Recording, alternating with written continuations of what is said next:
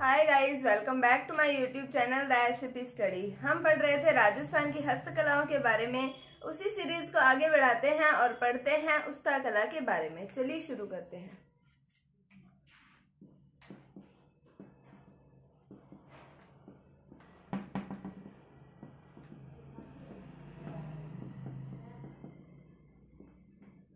तो राजस्थान की हस्तकलाओं में हमने कई सारी हस्तकलाएं पढ़ ली थी, जैसे कि हमने पढ़ी थी थेवा कला के बारे में, टेरिकोटा कला के बारे में, मीनाकारी, उस्ता कला के बारे में अब हमने पढ़ना है, और फट चित्रण हम पढ़ चुके हैं। तो इन सब के बारे में हमने पढ़ लिया था। तो अब हम पढ़ते हैं उस्ता कला के बारे में।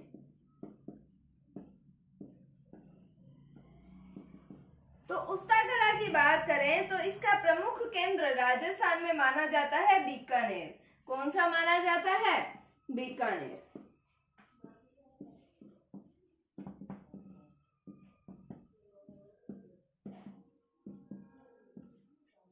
उस्ता कला की बात कर रहे हैं। अब हमें पता होना चाहिए कि ये होता क्या है। तो ऊंट की खाल पर चित्रकारी की जाती है उस्ता कला के अंदर। जैसे कि सोने का काम करना ऊंट की खाल के ऊपर, ये उस्ता कला के अंदर होता है। यानी कि ऊंट की खाल पर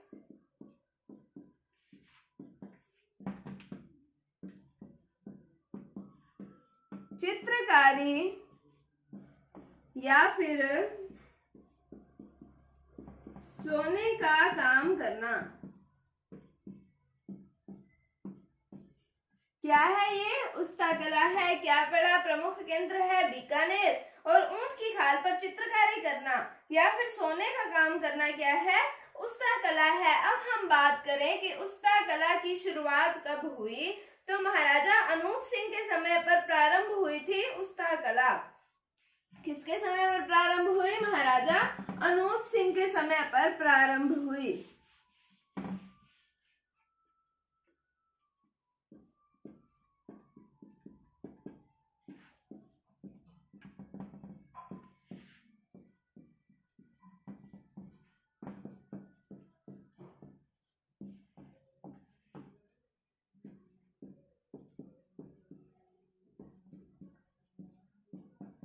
महाराजा अनूप सिंह के समय पर उस्ता कला जो है वो प्रारंभ हुई, और इसे महाराजा अनूप सिंह के समय को, इनके काल को बीकानेर चित्रकला का स्वर्ण काल कहा जाता है।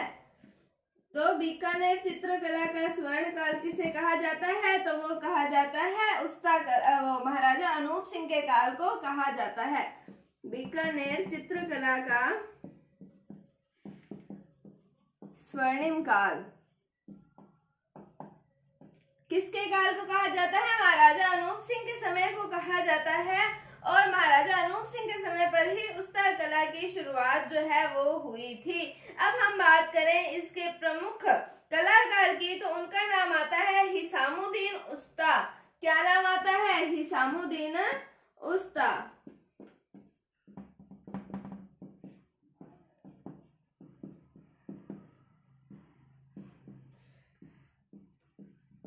इन्हें पद्मश्री का सम्मान भी मिला है।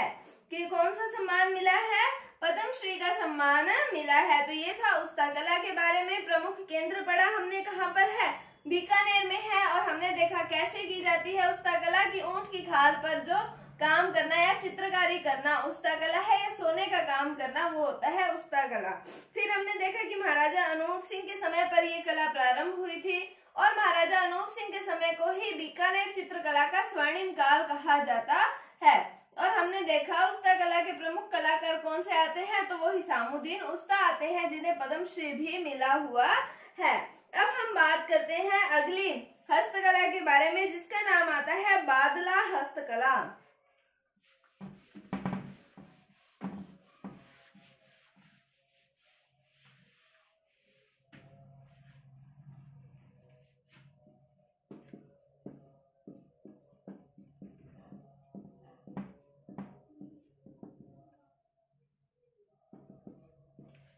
तो हम बात करते हैं अब बादला हस्तकला की। तो इसके अंदर इसका प्रसिद्ध स्थान कौन सा आता है? तो वो आता है जोधपुर। प्रसिद्ध स्थान कौन सा आता है? जोधपुर। बात किसकी कर रहे हैं हम? बादला हस्तकला की बात कर रहे हैं। तो फिर हमें पता होना चाहिए कि बादला होता क्या है। तो पानी को ठंडा रखने का बर्तन जो होता है वो होता है बादला।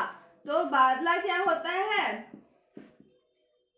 पानी को ठंडा रखने का बर्तन।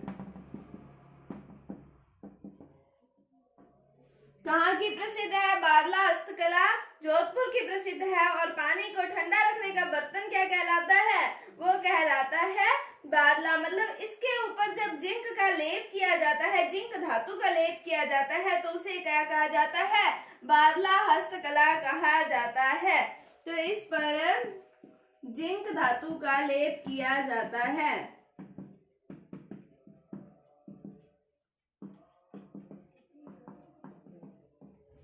तो ये है बादला हस्तकला। प्रसिद्ध स्थान कौन सा आता है? जोधपुर आता है। पानी को ठंडा रखने का बर्तन क्या कहलाता है? बादला। और उस पर जिंक धातु का लेप किया जाता है, इसे क्या कहा जाता है? बादला हस्तकला कहा जाता है। अब हम बात करें तारकशी के जेवर कौन सी हस्तकला के अंतर्गत आते हैं? ये तारकशी के जेवर एक तरीके की हस्तकला है। क्या होता है उसके बारे में पढ़ते हैं।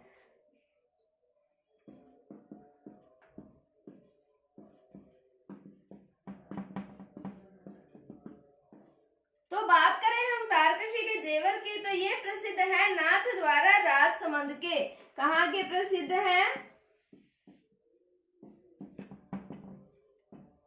नाथद्वारा राजसमंद के प्रसिद्ध हैं क्या? तारकशी के जेवर। फिर हम बात करें कि चांदी के पतले तारों के जेवर तारकशी के जेवर कहलाते हैं। क्या कहलाते हैं? चांदी के पतले तारों के जेवर क्या कहलाते हैं? तारकशी के जेवर। चांदी के पतले तारों के जेवर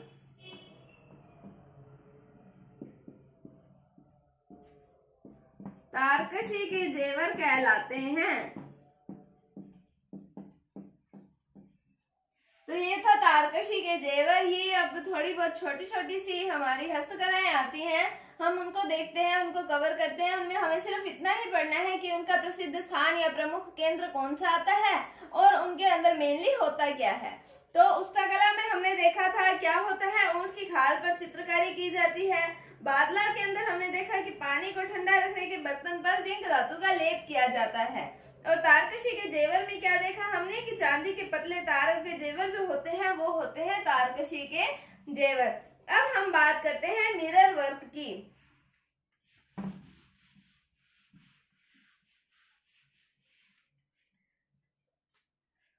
तो बात करें मिरर वर्क की, तो ये मिरर वर्क मतलब कांच का वर्क होना, कांच का काम किया होना। तो ये कहाँ का प्रसिद्ध है? ये है जैसलमेर का प्रसिद्ध।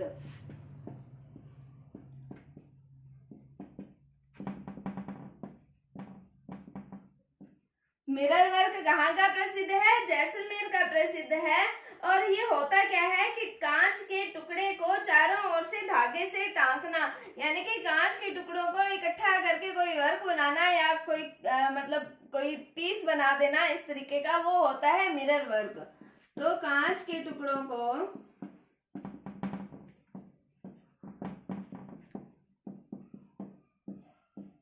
इकट्ठा करके टांकना क्या होता है? ये है मिरर वर्क। चारों ओर से धागे से इसको टांका जाता है। तो आज हमने पढ़ा हस्तकला के बारे में, बादला के बारे में, तारकशी के जेवर और मिरर वर्क के बारे में। तो उम्मीद है आपको समझ आया होगा। आपको मेनली इनके बारे में ये पता होना चाहिए कि ये कहाँ के फेमस है और इसके अंदर क्या किया जाता है। और इनकी कुछ आपको मेन बातें मैंने आपको बताई हैं, सिर्फ आप उतना पढ़ लेंगे तो आपके एग्जाम के क्वेश्चंस जो है वो कवर हो जाएंगे। उम्मीद है आपको टॉपिक समझ आया होगा। अगर आपको कोई डाउट है तो आप कमेंट सेक्शन में पूछ सकते हैं। अगर आपको वीडियो थोड़ी सी भी अच्छी लगी है तो इसे लाइक कीजिए, शेयर कीजिए, चैनल पर नए हैं तो इसे सब्सक्राइब जरूर कीजिए। Thank you, thanks for watching, bye bye.